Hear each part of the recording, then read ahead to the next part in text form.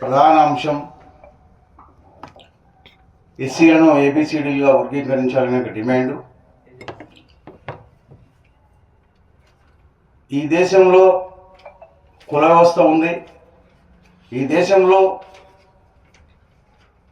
దాదాపు 6,000 కులాలు ఉన్నాయి.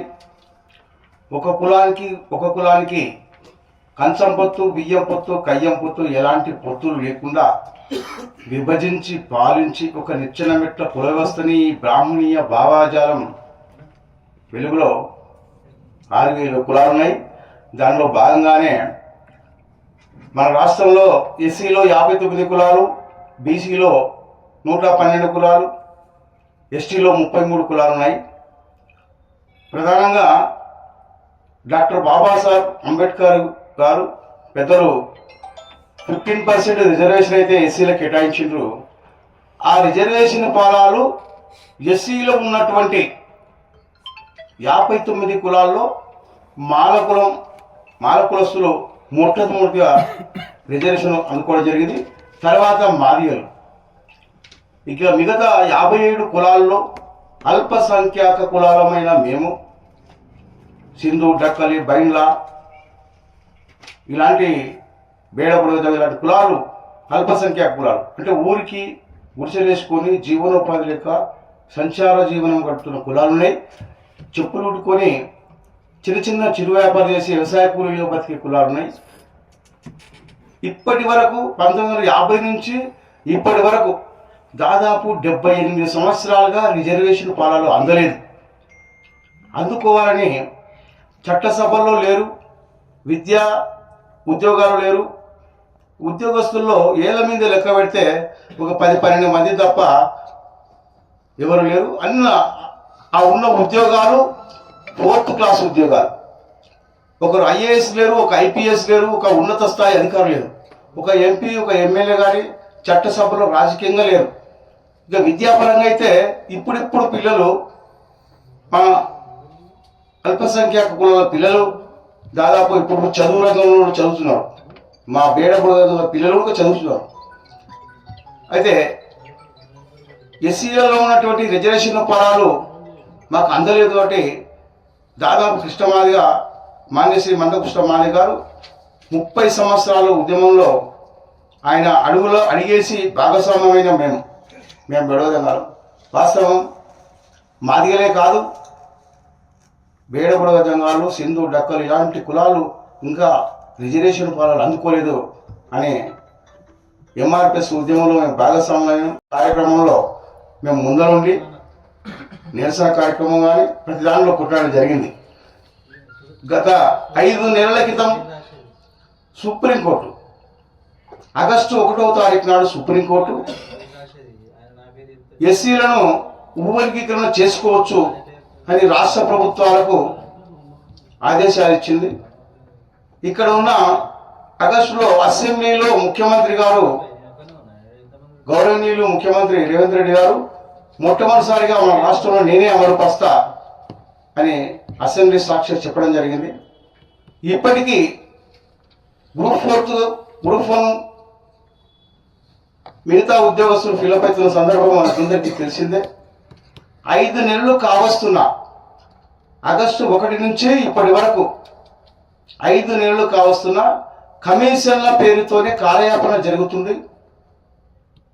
ఇప్పుడు ఈ 15 రోజులు అయిపోతే, ఈ 3 నెలలు అయిపోతే వచ్చే సంవత్సరం విద్యా సంవత్సరం ఈ ఉద్యోగాలు నష్టపోకుండా తక్షణమే రేవంత్ రెడ్డి ప్రభుత్వం ఎస్సీలను ఏబిసిడీలో వర్గీకరించాలని మేము డిమాండ్ చేస్తున్నాం. అదేవిధంగా ఈ డిమాండ్తో భాగంగా మిగతా ఆయన ఇచ్చిన మేనిఫెస్టోలో ఎస్సీలో ఉన్నటువంటి అల్పసంఖ్యాక కులాలకు మేము కార్పొరేషన్ ఏర్పాటు చేస్తామని, కొన్ని కోట్ల బడ్జెట్తో ఏర్పాటు చేస్తామని నేను మాట ఇచ్చాను. 20,000 కోట్లు ఆయన ఇచ్చిన మాట ప్రకారంగానే మాలమాదిగలు మినహా మిగతా 57 కులాలకు అందరికీ ఖచ్చితంగా కార్పొరేషన్ ఏర్పాటు చేయాల్సిన అవసరం ఉందని డిమాండ్ చేస్తున్నాం. అదేవిధంగా దళితకు గత ప్రభుత్వం దళితులకు దళిత బంధు అని 10 లక్షల స్కీములు పెట్టడం జరిగింది. ఇప్పుడు ఈ గవర్నమెంట్ అంబేద్కర్ భరోసా పేరుతో నేను 12 లక్షల రూపాయలు ఇస్తానని మేనిఫెస్టోలో ఇప్పుడు కాంగ్రెస్ గవర్నమెంట్ పెట్టడం జరిగింది. అల్పసంఖ్యాకుల మేము ప్రతి కుటుంబానికి, మా బేడ బుడగ సంఘాల ప్రతి కుటుంబానికి అంబేద్కర్ భరోసా 12 లక్షల రూపాయలు ఇవ్వాలని మేము రాష్ట్ర ప్రభుత్వాన్ని డిమాండ్ చేస్తున్నాం. ఈ అంశాల మీద మేము భవిష్యత్ కార్యాచరణ నిర్ణయించడం, తక్షణమే మా డిమాండ్లు ఏవైతే ఉన్నాయో ఆ డిమాండ్లు నెరవేర్చాలని మేము రేవంత్ రెడ్డి ప్రభుత్వానికి మేము విజ్ఞప్తి చేస్తున్నాం. అదేవిధంగా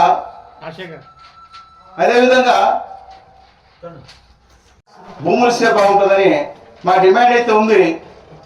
బేడపూడ దగ్గర ప్రతి కుటుంబానికి 5 ఎకరాల సాగు భూమి ఇవ్వాలని మేము డిమాండ్ చేస్తున్నాం. అదేవిధంగా ఎస్సీ కార్పొరేషన్ నుంచి బ్యాంకు షూరిటీ లేకుండా, ఆ బ్యాంకు షూరిటీ ఉంటే ఎస్సీ కార్పొరేషన్ లోన్ ఇస్తారు.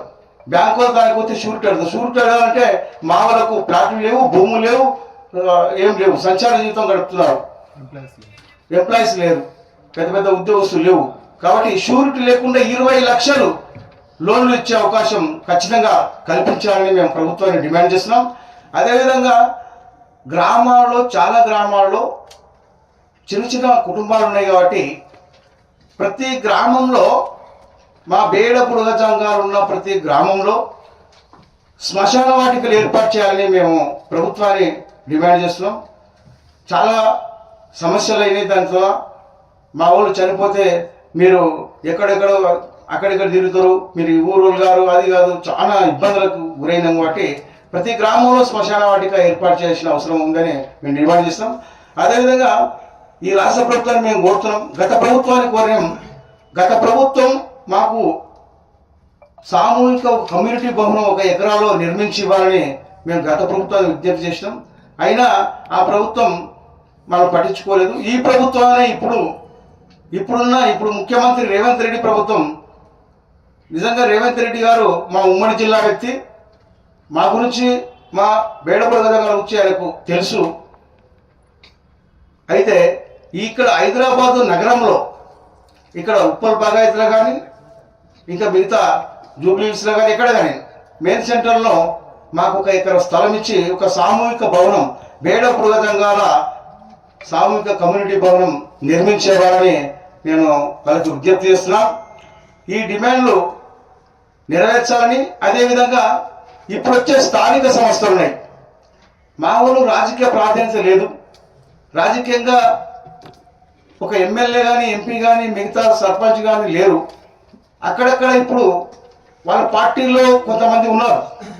ఈ ప్రభుత్వం స్థానిక సంస్థ ఎన్నికలలో మా బేడబుడగ సంఘాలకు ఏ గ్రామంలో ఉన్నా వాళ్ళకు రాజకీయ ప్రాధాన్యత కల్పించాలని మేము డిమాండ్ చేస్తూ, అదేవిధంగా చట్టసభల్లో నామినేట్ పోస్టులు ఏవైతే ఉన్నాయో అవి ఎస్పెషల్గా మా బేడబుడగ సంఘాలకు ఇస్తే మేము గుర్తింపు వస్తాం.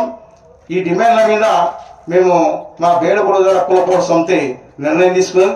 దానిలో భాగంగానే ఏ డిమాండ్లు అయితే నెరవేర్చకపోతే, ఈ డిమాండ్లు అయితే ఆయన మేనిఫెస్టోలో పెట్టిన 12 లక్షల రూపాయల అంబేద్కర్ భరోసా ప్రతి కుటుంబానికి అని డిమాండ్ నెరవేర్చకపోతే ఎస్సీ వర్గీకరణ, ఏబిసిడి వర్గీకరణ దాదాపు 5 నెలలు కమిషన్ పేరుతో కాకుండా తొందరగా వర్గీకరణ చేయాలని డిమాండ్తో మేము ముందరికెళ్తున్నాం. ఒకవేళ ఈ డిమాండ్లు నెరవేరకపోతే భవిష్యత్ కార్యాచరణలో మేము నిర్ణయించుకోవడం. ఇప్పుడు డిసెంబర్ 30వ తారీఖు నాడు బీజేపీ ప్లస్ మా బేడబుడగ కులపోడు సమితి ఆవిర్భావ దినోత్సవ వేడుకలు ఉన్నాయి. ఆ వేడుకల సందర్భంగా ఆత్మీయ సమ్మేళన కార్యక్రమం ఏర్పాటు చేయడం జరిగింది. ఇక్కడే సుందరయ్య విద్యా కేంద్రంలో. అక్కడ ఒక నిర్ణయం తీసుకున్నాం. అదేవిధంగా జనవరి 2020 నుంచి ప్రతి జిల్లాలో, రాష్ట్ర వ్యాప్తంగా 33 జిల్లాలో జిల్లా కలెక్టర్ ఆఫీస్ లో నిరసన కార్యక్రమాలు ఏర్పాటు చేయడానికి మేము సమాయత్నం సిద్ధంగా ఉన్నాం. అదేవిధంగా ఈ కార్యక్రమాన్ని మా మిత్రులందరూ, మేము రాష్ట్ర కమిటీ నిర్ణయం తీసుకుంటే జిల్లా కమిటీలందరూ ఫాలో చేస్తారు. కాబట్టి ప్రధానంగా ఇప్పుడు జరుగుతున్న సమస్యల్లో ఎలాంటి బెనిఫిట్ లేదు. ఈ గవర్నమెంట్ వచ్చిన తర్వాత ఎలాంటి బెనిఫిట్ లబ్ధి చేకూరలేదు.